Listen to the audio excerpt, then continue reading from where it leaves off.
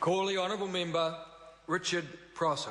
Thank you, Mr Speaker. I am pleased to rise at this stage of the Dairy Industry Restructuring Amendment Bill on behalf of New Zealand First. Pleased, but I have to say also a little glum, because we have come to what is apparently the obvious end of this process, the culmination of which will be its passing into law. And I have reservations about this, as I know many others do, Mr Speaker, and in spite of what the Minister said earlier about the Labour Party caucus not being united behind their spokesman, Mr O'Connor, I am aware that there is some contention still within the National Party's caucus on this bill, because there are things about it which are not good, and there are things about which I believe many in the dairy industry themselves have reservations.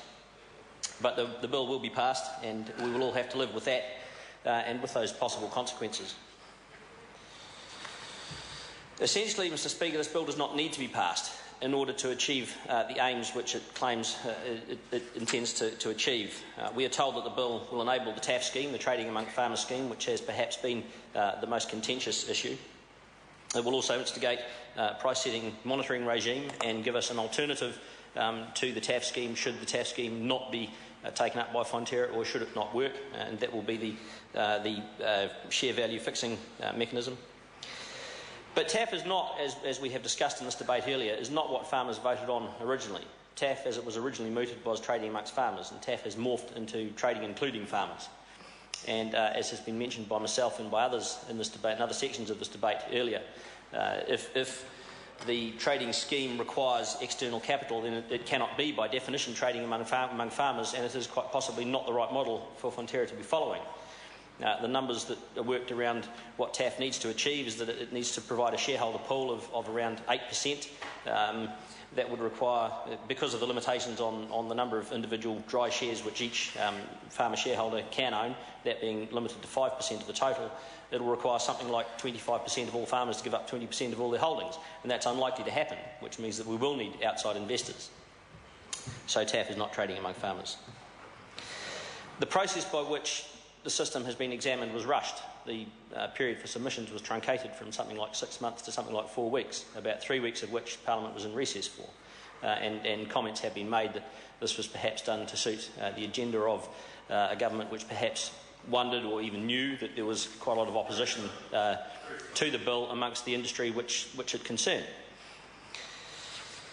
The Select Committee, which I was privileged to be an observer on, a fly on the wall, you might say, and a fly who was doubly privileged to be allowed to make buzzing noises every now and then. I'm grateful to the committee for that ability to make input. The Select Committee certainly did not have as much time as any of them would have liked in order to consider all the submissions and to consider all the possible ramifications of the bill. The Minister claims that the vote taken by Fonterra's farmer shareholders gives Fonterra a mandate. Others have mentioned the numbers involved, that it was in fact, we don't know in fact that it was a majority of shareholders. We know it was a majority of shares. That process is a democratic one that has been passed, and we can question the ins and outs and the ethics of it as much as we like. The fact remains that we have a mandate on paper. Whether or not we believe it's a mandate in truth is something that history will come to record. The flip side to TAF, whether it goes ahead or not, is the share price setting regime. But examinations into both the milk price and the share price by the Commerce Commission and by others have all come to the conclusion that both the share price and the milk price are reasonably fair anyway.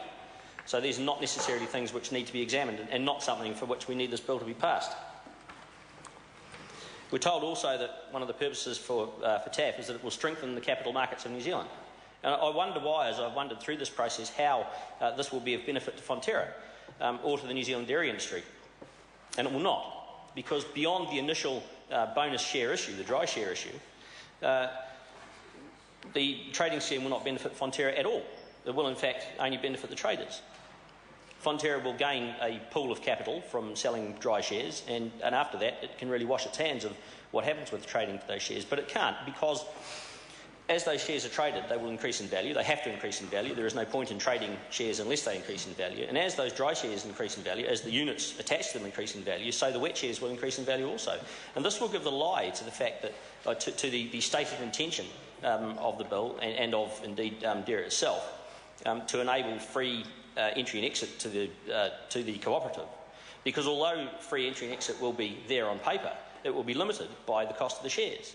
So the share value increasing will affect not only the ability of farmers to enter and exit the co-op, but it will actually create redemption risk where redemption risk does not seriously exist at the moment. Sure, redemption risk is a factor that we need to take into consideration, and we have seen redemption. But, as has been stated numerous times through this debate, it is not as big a bogeyman as it's been made out to be.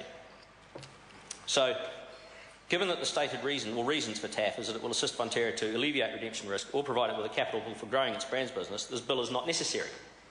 There are other mechanisms by which these ends can be met. Redemption has been overstated, as I've said, but it can be alleviated by changing the period over which share values are paid out to farmers leaving the co-op from 30 days as it currently stands to 3 years. And this does not need a legislative change for it. Fonterra can do that now if it wishes, without needing the law to be altered. Alternatively, the retention of 30 cents a kilo, we are told, over 3 years would raise $1 billion for Fonterra. And since all Fonterra's wealth comes ultimately from milk, any means of raising capital will come from retention or reduction of profits anyway. For this to happen, this bill is not necessary. Fonterra can do this now without needing the law changed. Alternatively, again, part of Fonterra's offshore business could be separated, could be corporatised, and could be floated on world markets, with the profits being retained by the cooperative.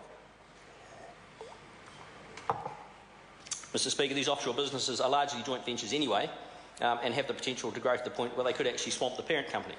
There is a case that can be made for separating and floating off Fonterra's offshore businesses, and for Fonterra to retain control and ownership of its New Zealand operations and of its brands businesses.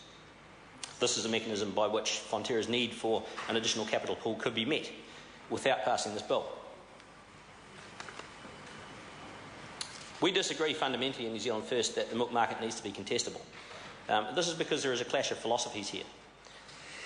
Either you have a virtual monopoly or you don't. Beg your pardon, Mr. Speaker. Either there is a virtual monopoly or there is not. And Fonterra exists as a creature of statute that was created because the dairy industry came to Parliament and said, we wish to merge and we wish to become something which is larger than is allowed under commerce and fair trading rules. And Parliament looked at the model that Fonterra would become if it were allowed to be created and said, yes, we can see that this will be of value to New Zealand Inc. as a whole, because this thing is going to be large, it's going to be powerful, and it's going to benefit everybody. So it was allowed to exist. To attempt to introduce the concept of contestability at the same time as a virtual monopoly is a clash of ideologies. It's attempting to have one's cake and to eat it as well. And we do not believe that it is a desirable thing, let alone a necessary thing. My erstwhile colleague from the Greens referred to this process as the privatisation of Fonterra, and I confess it's a term I've used myself. I must clarify that we are all fully aware that Fonterra is entirely private. It is a collection of private businesses, of private farmers, of people who get up at 4 o'clock in the morning and go and do the dirty work, so the rest of us can enjoy the benefits of the foreign exchange that their industry earns. So it's about corporatisation rather than privatisation. Though I agree with Mr. Browning's sentiments, I must clarify the terminology around that. But the purpose of a co-op is to maximise the returns to its shareholders. And if either the share values or the dividends are maximised instead of the returns to the farm, instead of the milk price, there is no way that the farm-gate milk price can return those maximum profits to its farmer shareholders. Because, as I said earlier, all the money comes from one bucket of milk. In closing, Mr. Speaker, I wish to restate what the departing CEO of Fonterra, Andrew Ferrier, said in September 2011, that Fonterra does not need outside capital. Indeed, it does not. And it doesn't need this bill either. New Zealand First does not support this bill, Mr. Speaker.